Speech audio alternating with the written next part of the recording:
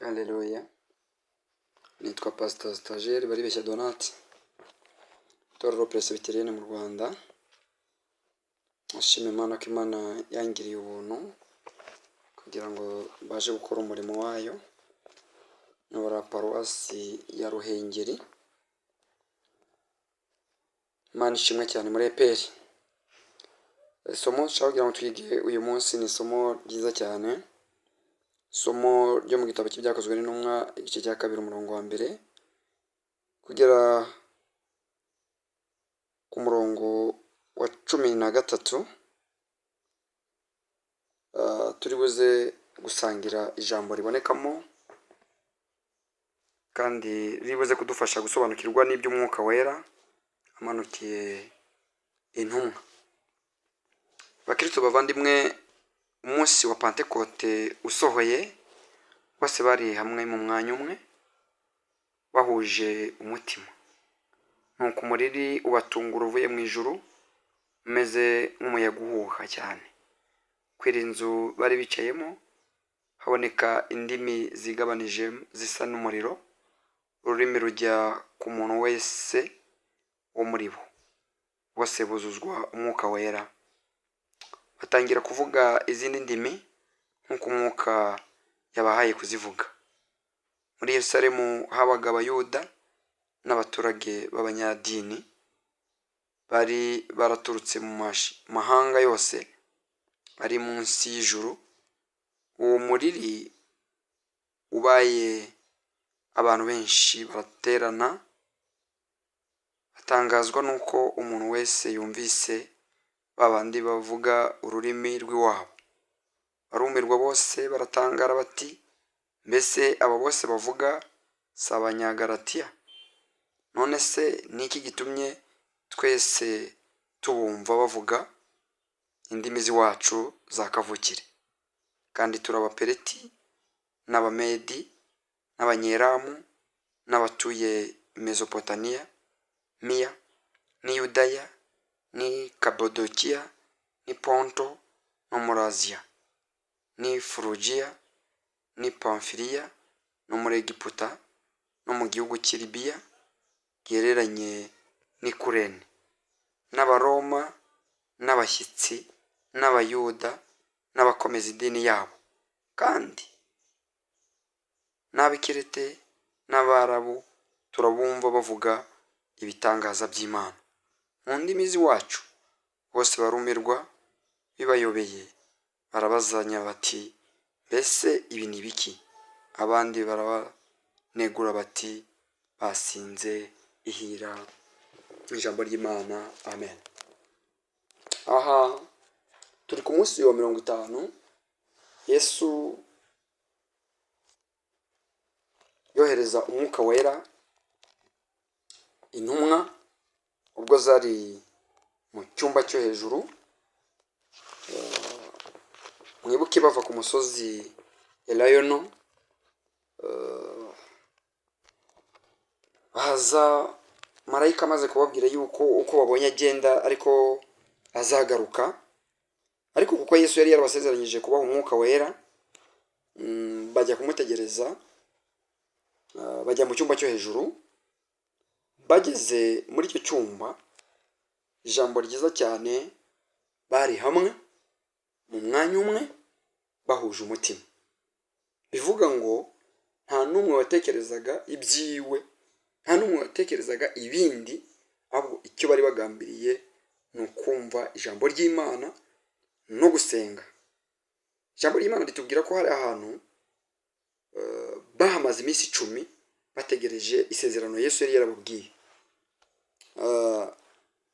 Ku by'umwuka rero tugiye kuganira bari muri icyo cyumba cyo hejuru kandi bategereje gucungurwa mu buryo bw'umwuka, bahabwa imbaraga, babone icyo Umwami Yesu yari yarabasezeranyije. Turi buze gusoma ijambo riri buze kudufasha nk'uko tumaze kurisoma, twifashisha n'indi mirongo. Ijambo kuzura risobanuye kuyoborwa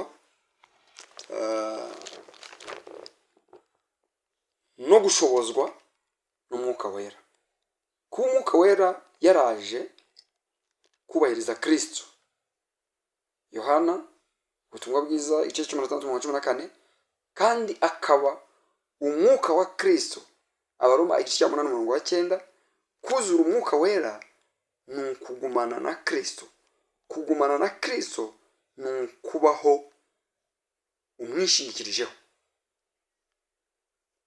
ukazirikana ko ari ubuzima, ubwenge, ubutunzi, imbaraga, ubushishozi bya Kristo, kandi bigakorera muri wowe, bituma ushobora kubaho nk'uko Kristo abishaka.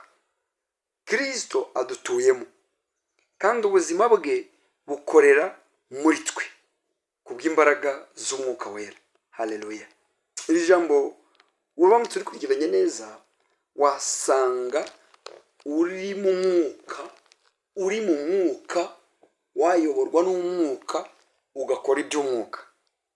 Kuzura umwuka wera ntibisobanuye gukora ibintu by'amayobera, nta nubwo ari ukuzura amarangamutima cyangwa ubuhanga. Kuzura umwuka wera dushingiye kuri uriya murongo twasomye no muri kiriya gice cy'ibyakozwe n'intumwa cya 2, ni uguhorana imbaraga n'impinduka ziterwa no kubaho kwe mu buzima no mu myitwarire yacu.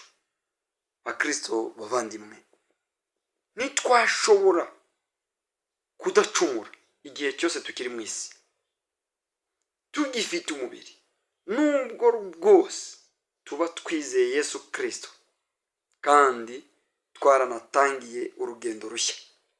Niyo mpamvu intumwa Pawulo yatatse cyane iti, yemwe mbonye ishyano, ninde wankiza uyu mubiri untera urupfu?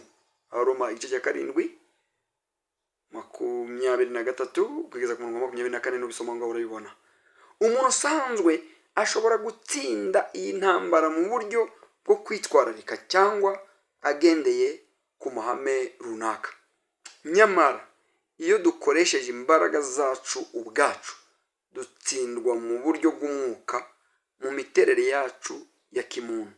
Ntidushobora gutsinda bene iyi ntambara kubera ibyifuzo by'imibiri yacu. Intumwa zimaze gutandukana na Yesu zagiye mu cyumba cyo hejuru, kandi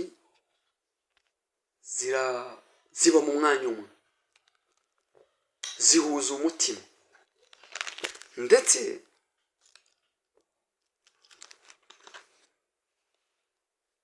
baba hamwe muri iriya minsi 10 yose. Nukurikirana ijambo ry'Imana, umwuka wera amaze kubageraho, abari aho bose bumva havugwa indimi, bumva havugwa ibitangaza, hihanye abantu 3,000 kuri uwo munsi, kubw'umwuka w'Imana yabagezemo. Bavuga gukomera kw'Imana, kandi Abarabu, Abikireti, Abipamfiliya, bose baraho bumva kuri izo mbaraga, buzuzwa umwuka wera, bavuga indimi. Abavandimwe, reka mbabwire ngo twuzure umwuka wera tuvuge indimi. Nitumara kuvuga indimi ariko tube twuzuye umwuka wera, ntabwo ari gupfa kuzivuga gusa, ni ukuba waramaze kwakira Yesu Kristo nk'umwami n'umukiza wawe. Inyungu zo kuzura umwuka wera: tugomba kuzura umwuka wera kugira ngo tubeho ubuzima butsinda, kuko tudashobora kunesha imbaraga za Satani ubwacu, dore ko ahora adushakira kugwa mu cyaha. Iyo twuzuye umwuka wera, dushobora gutsinda imbaraga za Satani kubera imbaraga z'umwuka wera. Twamaze gusobanukirwa ko umurimo w'ibanze w'umwuka wera ari uwo kuduhishurira Kristo. Umwuka wera atugiraho uruhare, aduhishurira Yesu. Uko twibanda kuri Kristo twisunze umwuka wera, turushaho gukura dusa nawe. Abavandimwe, dukorere mu mwuka wera kandi dusome ijambo ry'Imana. Nidusoma ijambo ry'Imana ntabwo tuzatsindwa.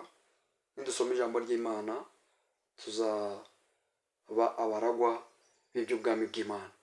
Umwuka wera adushoboze,